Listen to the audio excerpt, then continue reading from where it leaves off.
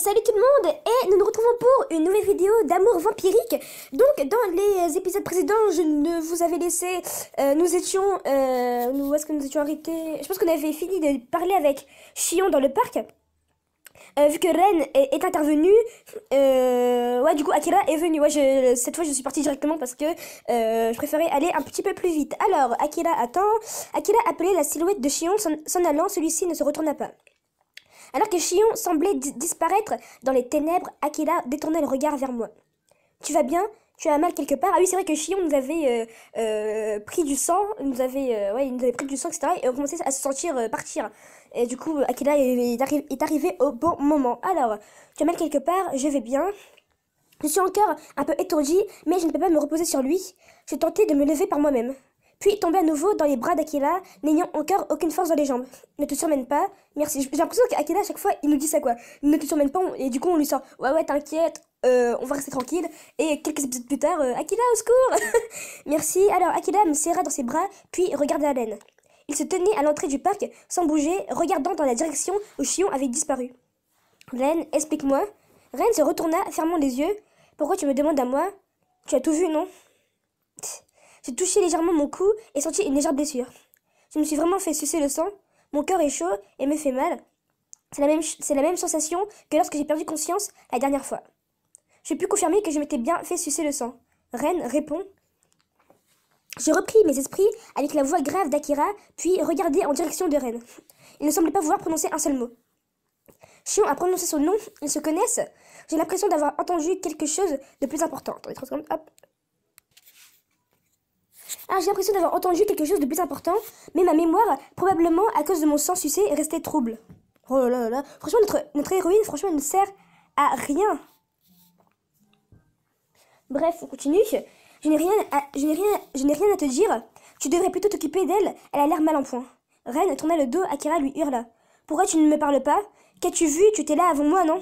Explique-moi au moins ce qui s'est passé. Ren, honteux, baissait la tête, le regard sombre. Je sentis de la force dans le bras d'Akira qui m'enlaçait. Akira, je lui parlais d'une petite voix pour tenter de lui expliquer. Mais il regardait fixement Ren, sans faire attention à mes paroles. Tu ne dis rien, comme toujours. Je n'ai jamais cherché à savoir pourquoi tu avais tant changé. Pensant que tu allais probablement m'en parler de toi-même quand le moment serait venu. Tu parles de moins en moins, tu agis comme un étranger, mais je ne te haïrai pas. Mais... Puis les mots ne sortirent plus de sa bouche. Je n'ai jamais vu une telle expression sévère sur le visage d'Akira. Si elle doit être impliquée, je ne resterai pas là. Peu importe le moyen, je te ferai parler. Il ne veut pas non plus le torturer, quoi. Alors Ren et Akira se regardèrent l'un l'autre. Je pouvais facilement expliquer ce qu'il se passait actuellement, mais ce n'était pas aussi grave qu'Akira pouvait le penser. Alors que je voulais lui en parler au plus vite, il fut difficile de briser la glace et la tension entre deux. J'observais tout en cherchant le moment propice. Ren se mit à sourire. Elle est si importante que ça? Les sourcils d'Akira se froncèrent suite à ces paroles. Tu essaies de m'énerver? Alors qu'ils s'entendent pourtant bien, je ne pouvais plus endurer cette tension et je voulais lui expliquer. Ren qui se trouvait à l'entrée du parc se mit à avancer. Bien, je vais tout te dire. Ainsi que pourquoi je me suis éloignée de toi. Tu comprendras pourquoi j'ai changé. Alors, en entendant sa voix, comme s'il avait laissé tomber, je devins légèrement anxieuse.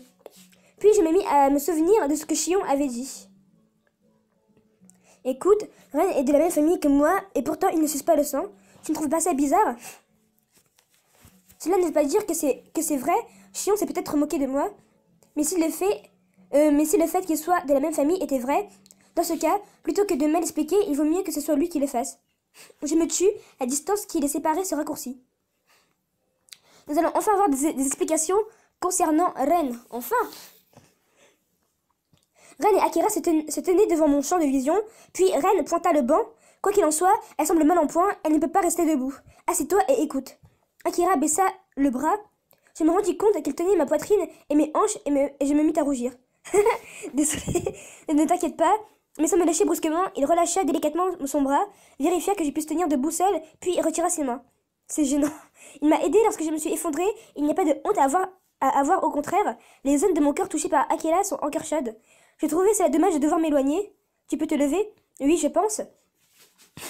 Je tentais de me relever doucement, tandis qu'Akira me soutenait avec sa main. Il semblait s'inquiéter du fait que je m'effondre à nouveau, ce fut embarrassant. Dès lors que je pus me mettre à marcher, Akira se levait à son tour. Akira se leva à son tour. Ren se tenait près du banc où je me rangeai et regarda Akira. Je vais expliquer, si tu veux bien me croire. De cette voix provocante, Akira acquiesça après un court instant. Bon bah c'est parti.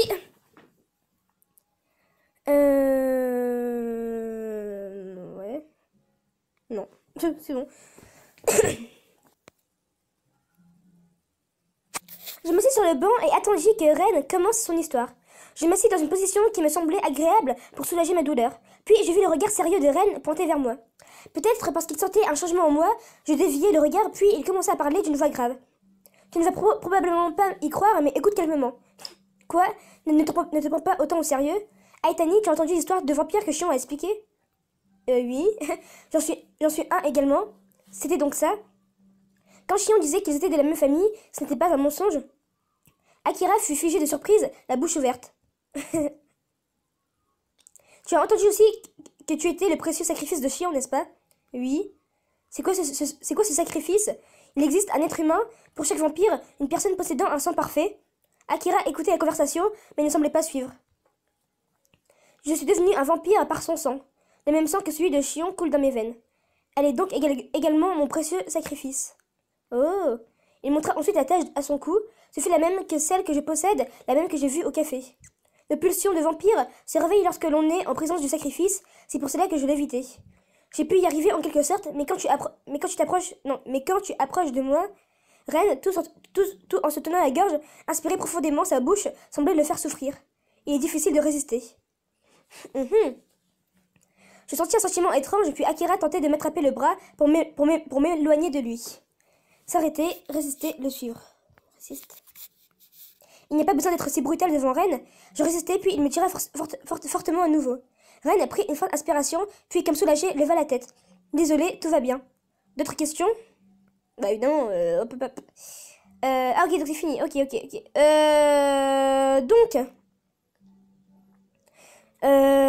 Il va y avoir des questions, ça c'est sûr. Je vais préférer ne rien dire pour l'instant et vous laisser là en vous disant à la prochaine pour une prochaine vidéo. Tchuss les gens.